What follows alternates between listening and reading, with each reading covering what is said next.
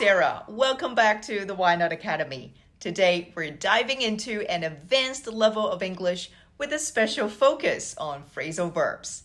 In this lesson, we'll explore 13 C1 level phrasal verbs that are very, very essential for elevating your English proficiency.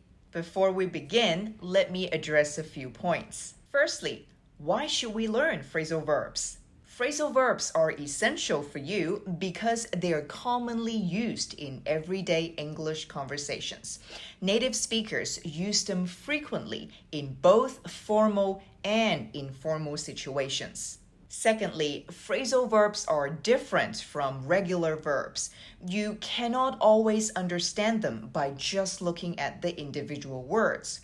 They can combine a verb with other words to create a new meaning. So you have to know the specific meaning of each phrasal verb to understand it. Sometimes the meaning could be figurative. Now you know why they can be very confusing at times. In other words, if you're not exposed to phrasal verbs, you will be definitely at a disadvantage in terms of understanding and communication. But don't worry, you're in for a treat today. We'll cover 13 very important and commonly used phrasal verbs. I'll give you the meaning followed by 2 examples so that you can familiarize yourself with their usage in a sentence. Halfway through, we'll have a story time session where I'll incorporate these phrasal verbs into context. This will help you grasp their meaning better. All right, are you ready? Let's get started. Number 1. To be getting at something. It means to be explaining or saying something important. For example, I couldn't quite understand what the professor was getting at during the lecture. I couldn't quite grasp what the speaker was getting at in the conference. To be getting at something. Like, what are you getting at? Number 2, to be taken in by. It means to be misled into believing something that is not true. For example, she was taken in by the salesman's convincing pitch. She felt embarrassed after realizing she had been taken in by the fraudulent scheme. If something is dishonest, usually done to trick people for personal gain, we can use this adjective, fraudulent. Fraudulent activities. Number 3, be let off. It means to be excused from punishment or responsibility for something. For example, the judge decided to let the first-time offender off with a warning.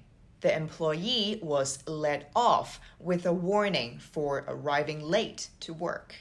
To let off. He begged to be let off. Next, we have be through with. Be through with. It means to be tired or bored with someone or an activity and so determined to leave. For example, after 3 hours of studying, I'm through with this subject for the day. After countless attempts, he was through with trying to convince them. To be through with. But I am through with being pushed around. Number 5, we have call something off. To call off. It means to cancel or stop something. For example, due to the bad weather, they had to call off the outdoor concert. Another example, the wedding was called off because the bride seemed to have cold feet. To have cold feet is an idiomatic expression. It refers to a sudden nervousness or hesitation before an important event. I'm calling it off. Number 6, clear off. To clear off means to depart or leave a place quickly and suddenly. For example, the police told the protesters to clear off from the area. The intruders cleared off as soon as they heard the sirens approaching. To clear off. Clear off! Number 7, we have come down with. To come down with something, it means to become ill with a particular illness. For example, she came down with the flu and had to stay home from work. I've had an upset stomach since this morning. Looks like I'm coming down with something. Is he coming down with something? All right, are you ready for the story time? Okay, let's go. After a taxing workday, Sarah was through with endless meetings and paperwork. She decided to clear off and call off her evening plans. However, she was taken in by the enticing aroma of her favorite comfort food and got up to cook. The next day, she came down with the flu and had to be let off from work. Sarah realized she was getting at something important, the need to prioritize her health. She promised herself to hold out for a healthier lifestyle, even if it meant giving in to skipping out on some guilty pleasures. Did you understand the stories and all the phrasal verbs included? Well done! All right, moving on. Number 8, come up to. Come up to something. This phrasal verb has two meanings. First one, to meet a particular standard or expectation. For example, the new employee's performance came up to our expectations. The second meaning is to physically approach or move closer to something. For example, as the ship came up to the shore, we could see the details of the coastline. Number 9, to fall out with or to fall out over.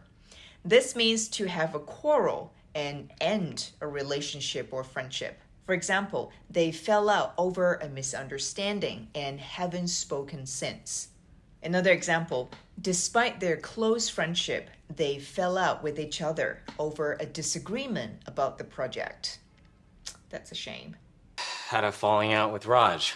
Number 10, fall through. To fall through means to fail to happen or be completed as planned. For example, our plans to go on vacation fell through due to unforeseen circumstances.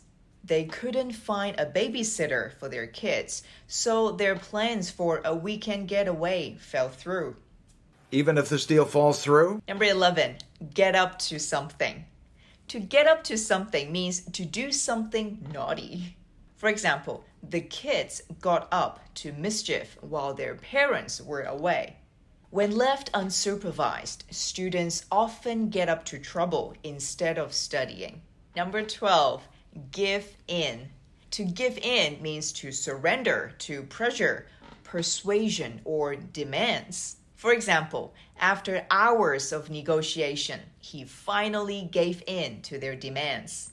Despite her initial reluctance, she eventually gave in and agreed to join her friends for dinner.